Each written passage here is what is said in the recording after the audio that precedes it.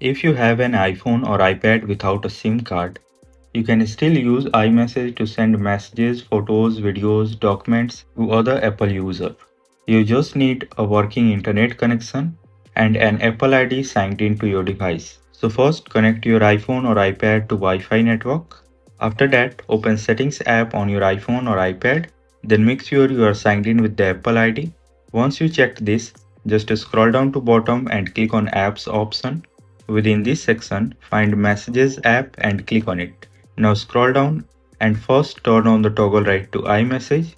After enabling, just click on Send and Receive option, and here select the option to use Apple ID for iMessage and choose your address within you can receive iMessage to and reply from, and under Start New Conversation from. Once you select address within this section, then even if you have no SIM card or SMS pack, you can send iMessage to other Apple user.